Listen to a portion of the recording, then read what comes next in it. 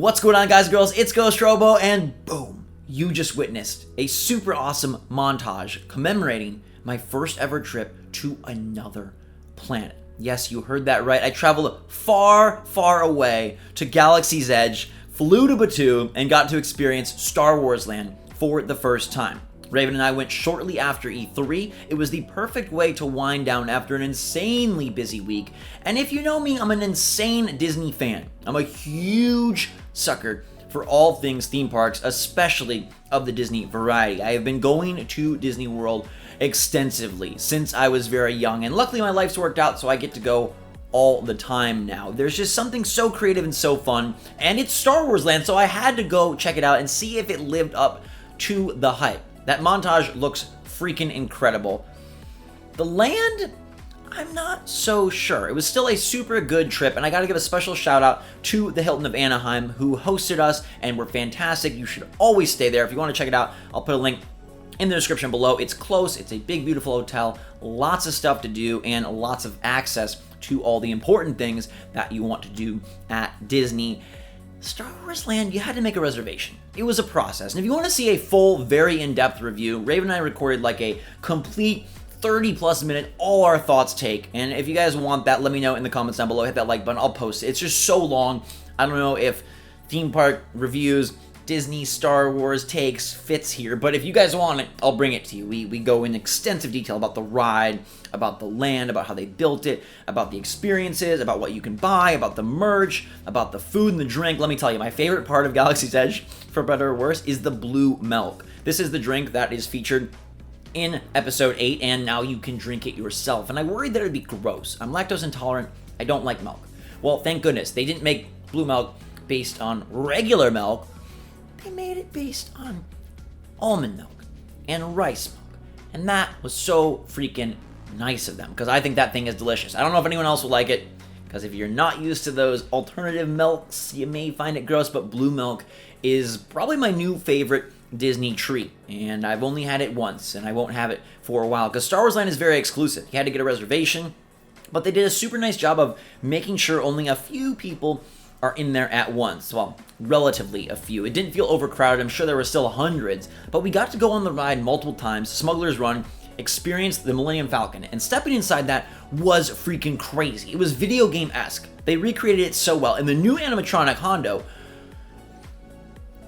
it makes me want to change careers. That guy is so freaking impressive. What the Imagineers have done with that space is key. I love that a lot. And you step aboard, you get to actually push all the buttons, mess around with the panels and whatnot, pull the hyperdrive lever. Super, super cool.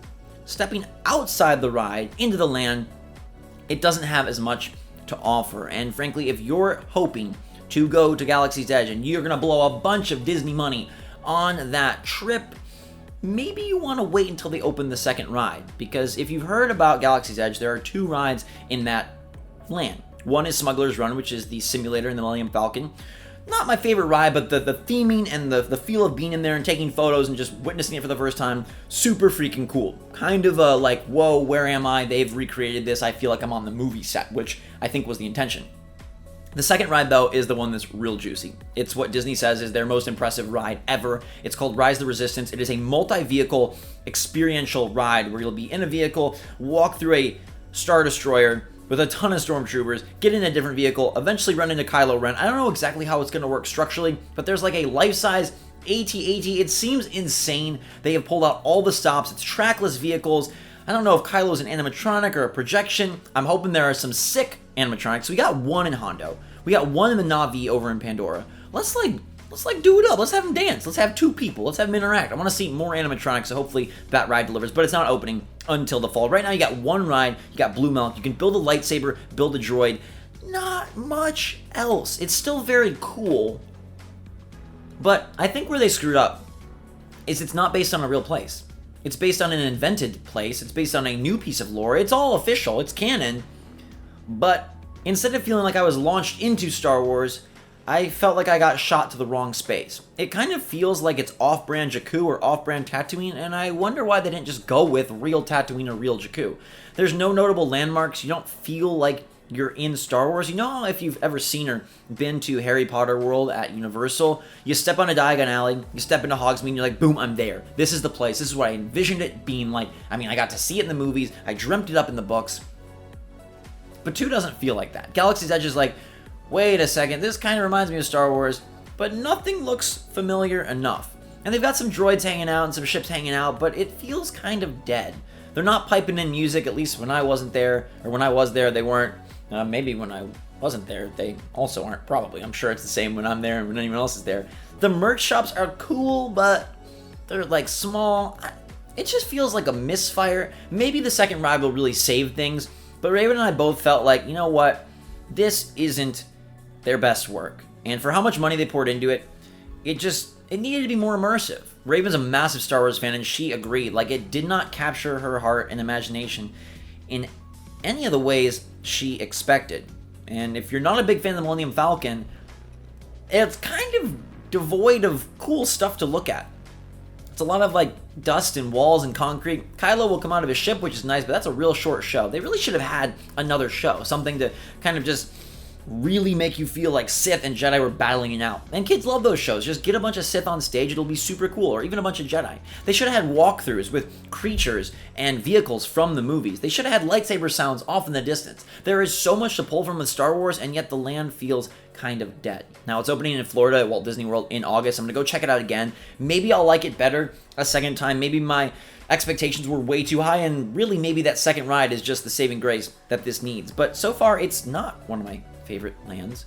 And while I had fun, because theme parks are awesome and I love Disney, I wouldn't pay to go back, at least not anytime soon.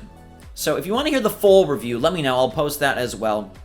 Also, if you liked that video at the beginning, let me know. I'd love to do more stuff like that, like highly produced, well-filmed work. And if you're curious how I made that happen, I didn't. There's no way I can hold the camera that steady. There's no way I can make it look that pretty.